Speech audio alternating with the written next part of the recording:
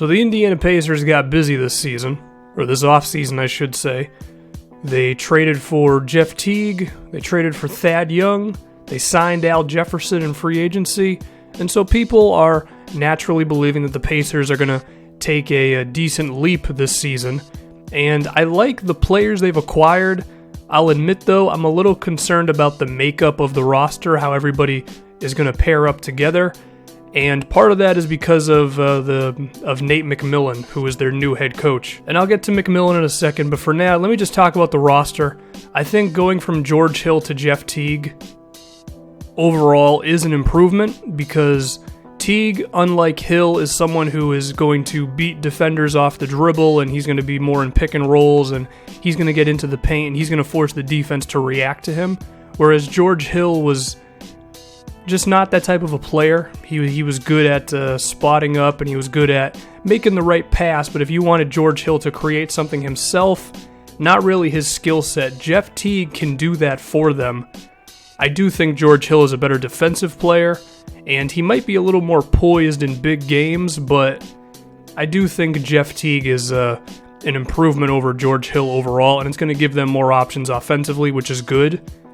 As of right now, their shooting guard is Monte Ellis. He might get traded for Rudy Gay. I don't like Monte Ellis really at this point. I mean, his three-point shot is dipped. He's a ball-dominant guard who really can't hit an outside shot, and that created a lot of spacing problems for them last season. And I don't know if Ellis can play off of Teague, because I pictured Jeff Teague having the ball in his hand, as he should because he's the better guard.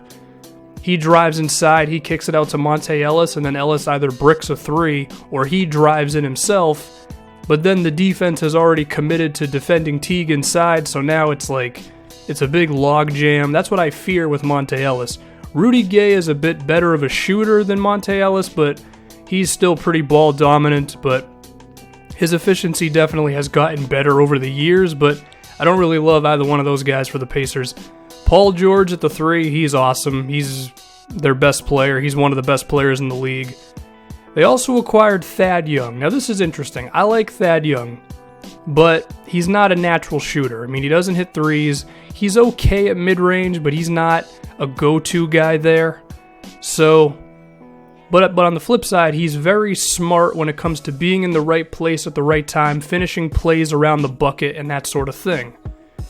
But I kind of fear that the combination of Thad Young and Monte Ellis, as of right now, in the starting lineup is going to create some spacing issues, because what could happen is, if Thad Young is standing out on the three-point line to provide the Pacers with some spacing, they're not going to defend him because he's really not that good of a three-point shooter, and then that gives the defense more of an opportunity to bog down in the paint and make it tougher for Jeff Teague as well as Paul George to score. But on the flip side, I also think Thad Young can be used in pick and rolls, and he's very effective when rolling and finishing to the rim, and he's also pretty damn athletic. He can catch a lob as well. But also, I think pick and rolls with Thad Young can open up the opportunity for more Miles Turner mid-range jumpers, because Turner in his rookie season showed that he's already a pretty damn good shooter from there, and he might be able to stretch it out to the three-point line as early as this season, to be honest. But I am also a little concerned about how much weight we're actually putting on Miles Turner in only his second season. I mean, he had some pretty decent games against the Toronto Raptors, but he also had a couple of games where he just didn't do much, and that's okay. He's a rookie. We don't expect him to set the world on fire. But he's only going into his second season, and I feel like putting him into the starter's role, I mean, I assume he's going to be good, but we also have to imagine he's going to make some mistakes. I mean, I like Turner. I think he's, good offensive player. Could end up being one of the best shooting big men in the league. Very good shot blocker. But we got to remember, it's only the guy's second season. As for Al Jefferson coming off the bench, I think that works. I think at this point in his career, he's still a very good low post scorer. Not the best rebounder or defender, but it's okay. He's coming off the bench. And I actually think the front court tandem at times of Turner next to Al Jefferson could actually be decent, because Turner can stretch the floor for him on offense, and like I mentioned, he's also a really damn good shot blocker on the other side of the floor. So I like the players, but as I mentioned, I'm a little weary about the potential spacing issues with Monte Ellis not being able to hit from outside, Thad Young not being able to hit from outside. If it turns into Rudy Gay, I'm still not a huge fan of Rudy Gay, period. But I do think it's possible to make it all work. But this is where I'm concerned, is with Nate McMillan. See, I think Frank Vogel could have done this. But Nate McMillan, that dude runs a really slow offense. And I think, given the roster of this Pacers team, I think they're going to want to be a team that's moving and running and doing a lot of pick and rolls and cuts to the basket with Thad Young, and I don't know if Nate McMillan has that in him. I mean, that dude at one point had a roster with Travis Outlaw and Darius Miles before he got injured, and if you don't know, Darius Miles was a hell of an athlete before he got hurt. And they were like walking the ball up, like, no, you got to get the ball moving a little bit, you know? The guy also loves isolations. He did it a lot with Brandon Roy.